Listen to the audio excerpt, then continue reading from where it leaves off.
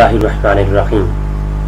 ناظرین، فوٹوگرافی کرنا، تصویریں بنانا، اس متعلق کیا شریعت کے احکام ہیں اور اسلام اس بارے میں کیا کہتا ہے؟ بقیہ ویڈیو دیکھنے سے پہلے ویڈیو کو لائک کریں، چینل کو سبسکرائب کریں اور بیل آئیکن پر کلک کریں۔ شکریہ۔ دو علماء کے گروہ ہمیشہ سے، میں عوام کی اور جہلوں کی بات نہیں کر رہا، میں علماء کی بات کر رہا ہوں، ہمیشہ سے علماء کے گروہ، دو بڑے گروہ اس میں آپس میں اختلاف رکھتے ہیں۔ علماء کا ایک گروہ کہتا ہے کہ فوٹوگرافی کرنا جائز ہے، یعنی فوٹوگرافی کے جواز اور عدم جواز پر علماء میں اختلاف ہے۔ ایک گروہ کہتا ہے کہ فوٹوگرافی کرنا جائز ہے، مباح ہے، ایک جائز عمل ہے، جبکہ علماء کا ایک بڑی تعداد وہ کہتی ہے کہ فوٹوگرافی کرنا ناجائز ہے۔ بعض علماء اسے تراش شدہ مورتیوں پر قیاس کرتے ہیں، تراش شدہ مورتی ہوتی ہیں، ہاتھ سے بنائی گئی مورتیاں، ان پر قیاس کرتے ہوئے مطلقاً ناجائز سمجھتے ہیں۔ اور جبکہ بعض علماء کے نزدیک تراش شدہ مورتیاں جو بت ہیں یا ایسی تصویریں جو کہ پتھروں میں تراش کر بنائی جائیں، ان کو ناجائز کہتے ہیں، البتہ کیمرے سے بنی ہوئی تصاویر کو جو عبادت اور تعظیم کی نیت سے نہ ہو، ایسی تصویریں جو کیمرے سے بنائی گئی ہوں، جیسا کہ اکثر ہوتی 3D نہ ہو، ایسی تصویریں جو ہے وہ عبادت اور تعظیم کی نیت سے نہ ہو تو وہ مباح ہیں، یعنی جائز ہیں۔ ایک علماء کا یہ گروہ ہے۔ اب جو علماء ایسے مطلقاً حرام سمجھتے ہیں کہ تصویر بنانا مطلقاً حرام ہے، وہ تصویر کی حرمت کے تمام احکام فوٹوگرافی سے حاصل شدہ تصویروں پر بھی لاگو کرتے ہیں۔ یعنی جو علماء کہتے ہیں کہ تراش شدہ پتھروں کے اندر تراشی ہوئی تصویریں جو ہوتی ہیں، ان کو جو احکام دیتے ہیں وہی حکم وہ لگاتے ہیں جو کیمرے سے بنائی ہوئی تصویر ہوتی ہے۔ ہم انشاءاللہ آگے چل کر جب ویڈیو کے بارے میں بات کریں گے، ویڈیو بنانا جائز ہے یا ناجائز، اس پہ الگ کلپ لائیں گے ہم، تو اس میں بات کریں گے کافی طویل اس موضوع پر۔ لیکن اور جو علماء سے مطلقاً حرام سمجھتے ہیں وہ تصویر کی حرمت کے تمام احکام فوٹوگرافی سے حاصل شدہ تصویروں پر بھی لاگو کرتے ہیں کہ یہ جو تصویریں بنائی جاتی ہیں فوٹوگرافی کے ساتھ، یہ ان پر بھی وہی حکم ہے جو کہ تراش شدہ تصویروں پر ہے۔ جبکہ دوسرا نقطہ نظر رکھنے والے جو علماء ہیں، کیمرے سے حاصل شدہ تصویر کو سورہ کی بجائے عکس قرار دیتے ہیں۔ لفظ عربی کا جو سورہ ہر حدیث کے اندر آیا ہے، ہم آگے چل کے وہ حدیث سے ڈسکشن کریں گے، تو ان کے اندر لفظ جو سورہ آیا اس سورہ سے بجائے عکس مراد لیتے ہیں، کہتے ہیں کہ تصویر نہیں ہے، عکس جو موبائل سے لیا گیا ہے۔ در حقیقت 1500 سال قبل فوٹوگرافی کا کوئی وجود ہی نہیں تھا۔ اب میں آ گیا ہوں اسی موضوع پر جس موضوع پر گروپ کے اندر وہاں ایک بات ہو رہی تھی کہ تصویر بنانا جائز ہے یا ناجائز، اور کثیر لوگ حدیث پیش کر کے رہے تھے بنانا ناجائز ہے۔ انہیں کے لیے عرض کر رہا ہوں کہ آج سے 1500 سال پہلے فوٹوگرافی کا وجود ہی نہیں تھا۔ کیمرے سے تصویر لینا، یہ جو تصویریں ہاتھوں سے بنانا کاغذوں پر، اس کا کوئی وجود تھا ہی نہیں۔ صرف 1500 سال کی بات کر رہا ہوں، اور اس کی حرمت پہ کوئی چیز دلائل مانگ لینا، بھائی تصویر بنانا حرام ہے، بھائی جس چیز کا وجود تھا ہی نہیں اس پر اگر تم دلیل مانگو گے کہ یہ حرام ہے، بھائی کدھر سے حرام ہے جب جو چیز اس دور میں تھی ہی نہیں، اس کی حرمت کی دلیل کہاں سے لائیں گے؟ سوچنے کی بات تو یہ ہے نا۔ اور دوسری بات ہے، نبی کریم صلی اللہ علیہ وآلہ وسلم کی حدیث مبارکہ میں جس تصویر کی حرمت آئی ہے وہ صرف دھات اور پتھر وغیرہ سے تراشی گئی مورتیاں ہیں، اور واضح ہے کہ حرمت دو قسموں کی ہوتی ہے، دو صورتیں ہیں حرمت کی۔ اب میں اسی موضوع پر تھوڑا سا وضاحت بیان کر دوں، پھر میں آتا ہوں حدیث کی طرف، جنہیں جو حدیث پیش کرتے ہیں لوگ اور کہتے ہیں جس گھر میں کتا اور تصویر ہو اس میں نماز نہیں ہوتی اور سما کے فرشتے نہیں آتے، چونکہ اب حرمت دو صورتوں میں ہوتی ہے. حرمت کی دو صورتیں ہیں. ایک حرمت بذات ہی، یعنی حرمت بذات، ذات حرمت بالذات، اور دوسری حرمت بالغرض. یعنی بالذات کا مطلب یہ ہے کہ وہ چیز جو ہر حالت میں فی نفس ہی حرام ہو، جیسے شراب، خنزیر کا گوشت وغیرہ فی نفس ہی حرام ہے، تو یہ حرمت بالذات ہے. اور ایک ہوتی ہے حرمت بالغرض، یعنی وہ چیز جو فی نفس ہی حرام نہ ہو بلکہ کسی اور وصف کے باعث حرام قرار دی جائے، کوئی اور علت کی وجہ سے وہ حرام قرار دی جائے. یعنی وہ چیز فی ذات ہی خود حرام نہیں ہے، اس میں کوئی وصف ایسا آ جائے جس کے باعث وہ حرام قرار دی جائے. پانی ہے، اور اگر پانی میں یہ پانی اب یعنی حرام نہیں ہے، اس کے اندر ایک قطرہ شراب کا گر گیا، یہ اپنی اصلیت سے حرام نہیں تھا، جبکہ شراب اس میں گیا تو کیا ہوا؟ یہ حرام ہو گیا شراب کی وجہ سے. تو حرمت جو ایسے میں احوال زمانہ بدل جانے کی وجہ سے جو حرمت بالغرض ہوتی ہے، یعنی وہ حرمت جو فی نفسی عید وہ حرام نہیں ہوتی ہے لیکن کسی علت کی وجہ سے یا کسی وصف کی وجہ سے وہ حرام قرار دی جائے، ایسے میں حوالے زمانہ بدل جانے میں، یعنی زمانہ بدل جائے یا زمانے کے ساتھ ساتھ اس میں جو علت کی وجہ سے وہ چیز حرام ہے وہ اس میں اگر تبدیلی آ جائے تو پھر اگر وہ وصف وہ غرض ہی ختم ہو جائے جس کی وجہ سے حرمت آئی تھی تو اس میں حرمت باقی نہیں رہتی، اور وہ چیز اس دور میں مباح قرار پاتی ہے، یعنی جائز ہو جاتی ہے. ٹھیک ہے. اگر کوئی چیز فی ذات ہی حرام نہیں تھی، اس کے اندر کوئی علت آئی اور اس علت کی وجہ سے وہ حرام قرار پائی، وہ ایک وصف کی وجہ سے، اور جب حالات بدلے اور وہ وصف ختم ہو گیا تو پھر کیا ہوا کہ وہ چیز مباح کی زمرے میں آ جائے گی، جائز ہو جائے گی. اسی مسئلے کو سمجھتے ہوئے ہم حدیث کو دیکھتے ہیں. حضور اکرم صلی اللہ علیہ وآلہ وسلم نے ارشاد فرمایا، بخاری شریف کی روایت ہے، حضور اکرم صلی اللہ علیہ وسلم نے ارشاد فرمایا، لا دخل الملائکۃ بیتا فیہ کلب بلا صورۃ. حضور نے ارشاد فرمایا، بخاری شریف کی حدیث نمبر 3144 ہے اور جلد نمبر 3 ہے، کتاب باب ما جاء فی بیان اللباس، اور کتاب اللباس ہے اور اس کے اندر بیان ہے تصویروں کے بارے میں، تصویریں بنانے کے بارے میں. بخاری شریف کی تیسری جلد کتاب اللباس اور حدیث نمبر 3144. لا دخل الملائکۃ بیتا فیہ کلب بلا صورۃ. حضور نے فرمایا اس گھر میں ملائکہ داخل نہیں ہوتے جس گھر میں کتا ہو اور سورا ہو. سورا لفظ استعمال ہوا، یعنی اب لفظ سورا سے مراد کیا ہے اس پر ہمیں ابھی غور کرنے کی ضرورت ہے. کتا ایک نجس اور ناپاک چیز ہے، جبکہ تصویر میں ظاہری ایسی کوئی قباحت نہیں ہے.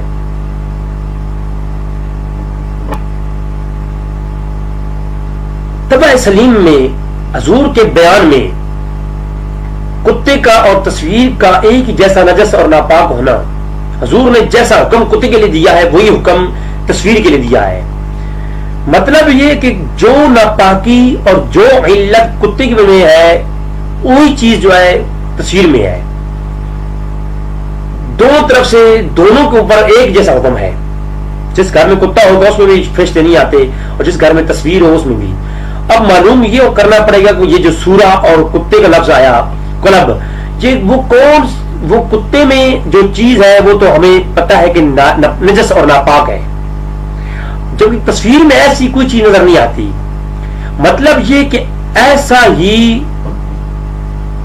ایسی ہی علت، ایسا ہی نجس اور ناپاک ہونا جیسا کتا ہے، ویسا ہی تصویر میں بھی کوئی ایسی چھپی ہوئی چیز ہے جو کہ کتے میں بھی تھی، تو کتے کی جہاں کتا ہوگا وہاں فرشتہ نہیں آئے گا، اور تصویر میں بھی وہی علت موجود ہے.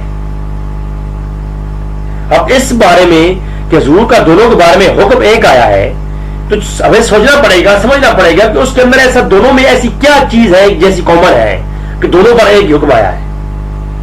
اب کتے میں سمجھ آتی ہے کتا ایک نجس اور ناپاک چیز ہے، لیکن تصویر میں آپ غور کریں تو آپ بتا رہے کہ دین اسلام ایک فطرت ہے، اور اس لیے تبع سلیم اور حکام دین میں تضاد نہیں ہو سکتا.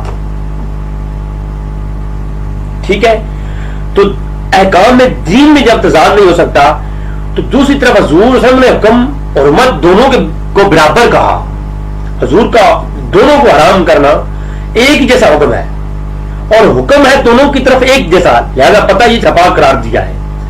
یعنی تصویر میں ایسی ضرور کوئی ایسی بات چھپی ہوئی ہے کہ جو اس کو حرام قرار دینے کے لیے کہا گیا، اور کتے میں نجس اور ناپاک ہونا، تصویر میں کوئی ایسی ضرور بات ہے جس نے تصویر کو کتے کے جیسے برابر کر کے حرام قرار دے دیا. اور وہ کیا چیز ہو سکتی ہے؟ وہ اعتقادی علت اور قباحت جو ہے وہ شرک ہے. تصویر میں جو لفظ سورہ استعمال ہوا اس دور کے اندر، جب حضور کا دور تھا صلی اللہ علیہ وسلم، تو حضور اکرم صلی اللہ علیہ وسلم کے دور میں کوئی کیمرے والی تصویر جسے عکس کہتی ہیں یہ تو تھی نہیں. اس وقت لوگ ہاتھوں سے تراش کر بتوں کی صورت میں پتھروں کو تصویریں بنا کر گھر میں رکھتے تھے. میں انشاءاللہ آگے حدیثوں سے پیش کروں گا. تو اس دور میں جو تراشی گئی تصویریں تھیں، ان تصویروں میں آپ دیکھیں کہ اس زمانے میں کفار نے لات و منات اور عزا کے مورتیاں بنا رکھی تھیں، تصویریں بنا رکھی تھیں، ان کی پوجا کیا کرتے تھے، اسی لیے انہیں حرام قرار دیا گیا. پس مورتیاں عبادت کی گھر سے بنائی جائیں وہ قطعی حرام ہیں. جبکہ فوٹوگرافی، تصویریں بنانا موبائلوں میں، کیمروں میں، کاغذوں پر، یہ تو تصویریں فوٹوگرافی یہ اس زمرے میں ہرگز نہیں آتی، اور نہ اس میں شرک کا وہم ہے، اور نہ یہ کتے کی جیسی ناپاک اور نجس ہے. اسی لیے یہ مباح کثیر علماء کی بڑی تعداد مباح قرار دیتی ہے، اور جو علماء اس کو مباح قرار نہیں دیتے، حرام کہتے ہیں، وہ علماء اپنے جیب میں آئی ڈی کارڈ پر تصویر بنوا کے رکھتے ہیں. اگر فرشتے وہاں نہیں آتے تو ان علماء کے پاس جو یہ کہتے ہیں یہ تصویریں بنانا حرام ہے اور ان کی وجہ سے فرشتے نہیں آتے، تو ان کے گھر میں کیا، ان کی جیب میں ہر وقت ہوتی ہے، لہذا ان کے پاس بھی فرشتے نہیں آتے. جیب میں آئی ڈی کارڈ پر تصویر بنی ہوئی ہے، فرشتے نہیں آتے کیا؟ اور پوری دنیا میں اس وقت 90% لوگ جو ہیں، مسلمان جو ہیں، وہ تصویریں بنواتے ہیں. تو کیا یہ پورے مسلمانوں کے پاس فرشتے نہیں آتے اور نعوذ باللہ یہ حرام کام کر رہے ہیں جہنم میں جائیں گے؟ لہذا مفتی اور اصل فقہ کو جاننے والا اور فقہی انداز رکھنے والے علماء یہ جانتے ہیں کہ وہ ایسا فتویٰ کبھی جاری نہیں کرتے جس میں وہ خود حق بیان کرنے کی کوشش میں ہزاروں مسلمانوں کو گمراہ قرار دیتے. اور یہ اچھی مفتی کی صفت بھی ہوتی ہے کہ وہ مسئلہ پیش کرتے ہوئے تمام تر زمانہ حال کی جہتوں کو، تمام جہتوں کو مد نظر رکھتے ہوئے فتویٰ جاری کرتا ہے. لہذا اب اگر غور کیا جائے تو معلوم ہوا کہ یہ جو مورتیاں ہیں وہ حرام ہیں جن میں شرک کا وہم ہے، جبکہ یہ تصویریں اور آج کل بھی جو ہندو تصویریں بنا کر وہ عبادت کی نیت سے رکھتی ہیں وہ قطعاً حرام ہے. عبادت کی نیت سے یا تعظیم کی نیت سے تصویر بنانا ہرگز جائز نہیں ہے. عام روٹین میں فوٹوگرافی کرنا اس میں کوئی حرج نہیں ہے، نہ یہ تعظیم کی نیت سے ہوتی ہے نہ یہ عبادت کی نیت سے ہوتی ہے. اللہ اکبر. حضرت عائشہ صدیقہ رضی اللہ تعالی عنہا سے روایت ہے، آپ کے گھر ایک پردہ لٹکا ہوا تھا جس پر تصویریں بنی ہوئی تھیں. حضور اکرم صلی اللہ علیہ وسلم تشریف فرما ہوئے اور آپ نے نماز ادا فرمائی، اور بعد میں آپ نے ایک پردہ لیا اور ان تصویروں پہ لٹکا دیا، تصویروں کو پشت ڈال دیا. پھر حضور نے نماز ادا فرمائی، اور جب نماز حضور نے ادا کر لی اس کے بعد پھر سے وہ پردہ اتار دیا اور فرمایا کہ آیا عائشہ یہ تصویریں میری یکسوئی کو متاثر کرتی تھیں، اس لیے میں نے وہ پردہ ڈال دیا تھا۔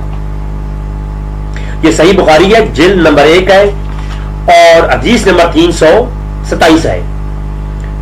تو لہذا معلوم ہوا کہ اگر یہ ناجائز ہوتی تو حضور اکرم صلی اللہ علیہ وآلہ وسلم کبھی بھی جس کمرے میں جس جگہ پر تصویریں خود موجود تھیں حضور نے پردہ ڈال کر نماز ادا کر لی، اور حضور نے اس جگہ یہ نہیں کہا کہ اس کو یہاں سے ہٹا دیا جائے، میں نماز ادا کرنی ہے، بلکہ آپ نے وہیں پر نماز ادا کی اور بعد میں پھر پردہ اتار دیا۔ تصویر کو مطلقاً حرام قرار دینے والے علماء اس حدیث مبارکہ سے یہ استدلال کرتے ہیں کہ اگر تصویر جائز ہوتی تو آپ صلی اللہ علیہ وسلم پردہ ہٹانے کا حکم نہ دیتے۔ دوسرے علماء کا موقف یہ ہے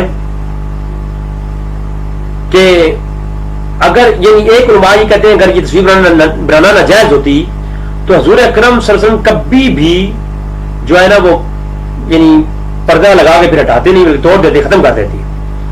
اور دوسرے علماء کا موقف یہ ہے کہ تصویر یعنی بالکل ہی حرام ہوتی تو کیا آپ صلی اللہ علیہ وسلم کو معلوم نہ تھا گھر میں تصویر پڑی ہوئی ہے اور پردہ لٹکا ہوا ہے؟ تو عائشہ صدیقہ رضی اللہ تعالیٰ عنہا دین کا مکمل فہم رکھتی تھیں۔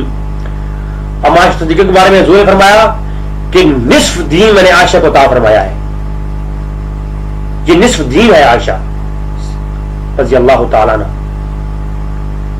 تو اس کے باوجود گھر میں پردے کا لگا ہونا اور آپ صلی اللہ علیہ وسلم کا نماز بھی پڑھ لینا اور اس بات پر دلالت کرتا ہے کہ آپ اسے جائز اور مباح سمجھتے تھے۔ پردہ ہٹانے کی حکمت تو یہ تھی کہ نماز میں یکسوئی متاثر نہ ہو، تو توجہ اللہ کی طرف سے قائم رہے۔ اب یہ روایت موجود ہے۔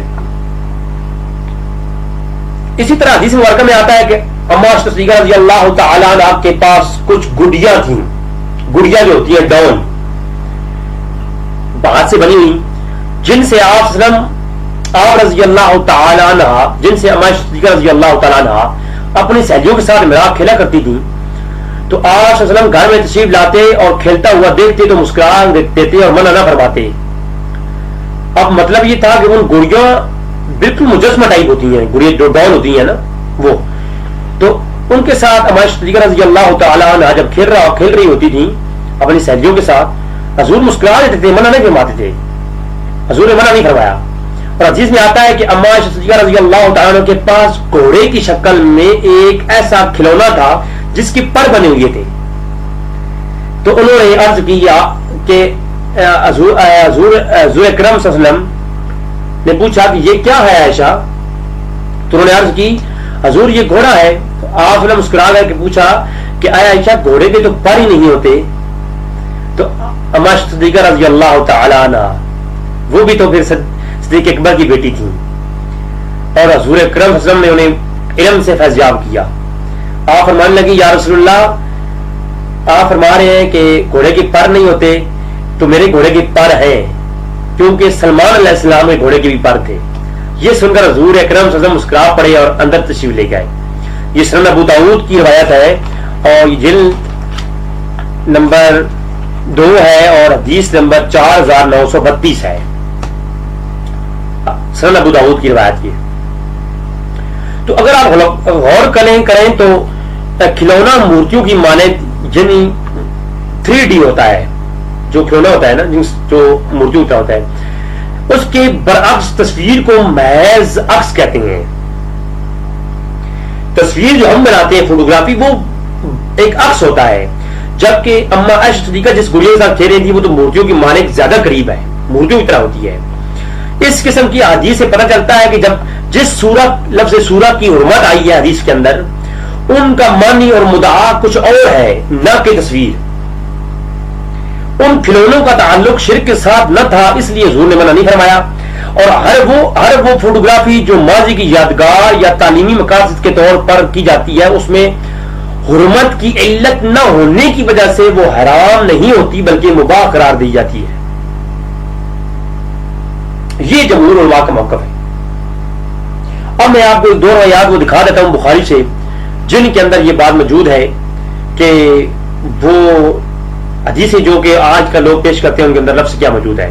اب معلوم ہوا لفظ سورہ سے مراد وہ پتلیاں ہیں، وہ مورتیاں ہیں جو مٹی سے تراشی جاتی ہیں اور جن کا جو اس نیت سے بنائی جاتی ہیں عبادت اور تعظیم کی نیت سے.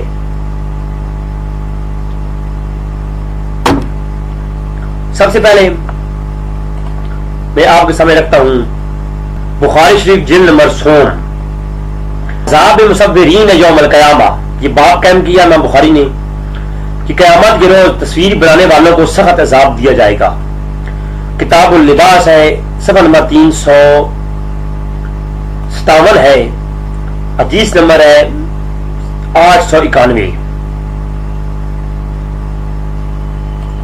مسلم بن سبی کا بیان ہے کہ ہم محروق کے ساتھ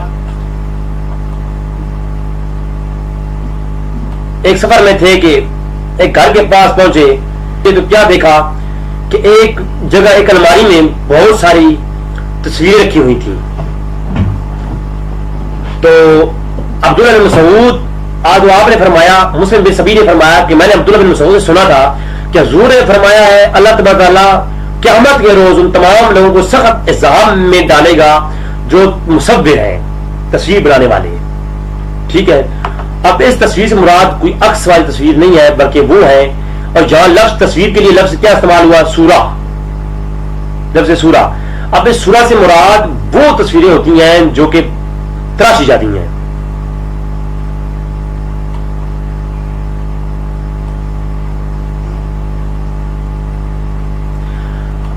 نافع نے روایت کیا عبداللہ بن عمر رضی اللہ تعالیٰ سے روایت ہے کہ رسول اللہ صلی اللہ علیہ وسلم نے فرمایا جو لوگ ان سورہ کو بناتے ہیں قیامت کے روز انہیں عذاب دیا جائے گا اور ان سے کہا جائے گا کہ جو چیزیں تم نے بنائی ہیں ان میں روح ڈالو، جان ڈالو.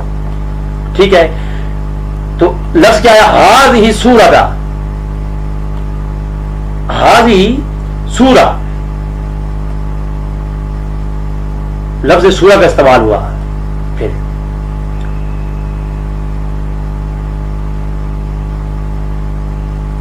اور ایک اور روایت حدیث نمبر، یہ پوری کتاب اللباس میں تسلسل کے ساتھ یہ 791 سے لے کر 891 سے لے کر 892 893 94 95 لگاتار جو ہے وہ تصویروں کے بارے میں یہ اسی موضوع پر جو ہے وہ روایات موجود ہیں بخاری کے اندر. ایک اور تصویر یہاں پر تصویروں کے بارے میں روایت کہ ابو زرعہ کا بیان ہے کہ حضرت ابو ہریرہ رضی اللہ تعالیٰ عنہ کے ساتھ ہم مدینہ منورہ کے ایک گھر میں داخل ہوئے مدینہ میں، تو میں نے دیکھا مکان کے اوپر ایک مصور تصویر بنا رہا تھا. مکان کے اوپر کیا کر رہا تھا؟ تصویر بن رہا تھا. معلوم ہوا کہ ایک مصور مکان کے اوپر کیسے تصویر بنتی ہے بھائی؟ یعنی کچھ چیز کے ساتھ تراش رہا تھا. یہ بات آپ کو ماننی پڑے گی. ابو ہریرہ رضی اللہ تعالیٰ فرماتے ہیں کہ رسول اللہ صلی اللہ علیہ وسلم فرماتے ہیں یہ سنا تھا میں نے، حضور نے فرمایا اس سے بڑا ظالم شخص کون ہے جو مخلوق جیسی کوئی چیز چاہے دانہ ہو یا کوئی ذرہ ہو بنا کر دکھا دے. اس روایت کے اندر معلوم ہوا کہ لفظ سورہ، یہ لفظ سورہ آیا کہ مصورن یسورا لفظ آئے، تو اس کا مطلب یہ ہے قالت دخلت مع ابی ہریرہ دارا للمدینہ فرن فعلاها مصورا یسورا.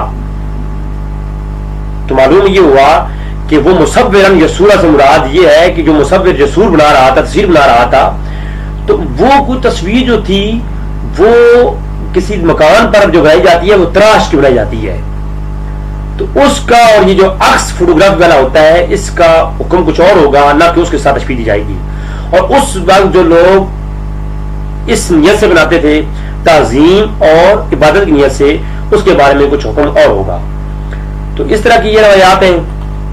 اس پر کافی طویل جو ہے وہ گفتگو ہو سکتی ہے کہ میں اختصار کے ساتھ آپ کو صرف حوالے جات دے رہا ہوں. کتاب اللباس کے اندر ایک اور کتاب ہے، باب باندھا امام بخاری نے، اور حدیث نمبر ہے 878.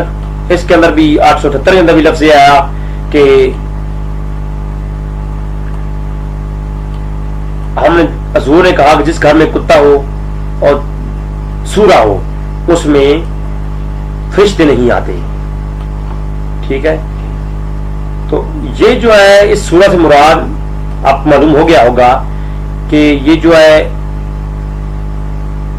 تصویر نہیں ہے جو عام بناتے ہیں، بلکہ اس میں کیا ہے، اس سے مراد وہ تصویریں ہیں جو کہ تراش بنائی جاتی ہیں۔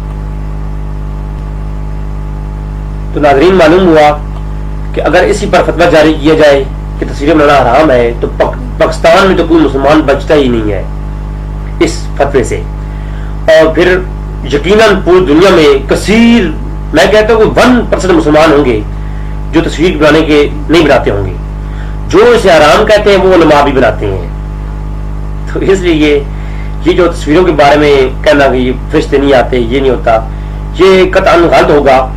وہ تصویریں اور ہیں جن کے بارے میں حکم ہے، وہ جو ہندوؤں کی تراشی ہوتی ہیں یا اس طرح کی کوئی تصویریں جو تعظیم کی وجہ سے بنائی جائیں، جب پورے کمرے میں اس طرح کا تصویر لگی ہوگی جس پر نماز پڑھتے ہوئے خیال اس طرف جائے، تو وہ تصویریں بنانا ہرگز جو ہے جائز نہیں ہے، بلکہ ان کے اوپر کوئی پردہ لگا دیا جائے، نماز ادا کرنے کے بعد ہٹا دیا جائے تو اس میں کوئی حرج نہیں ہے۔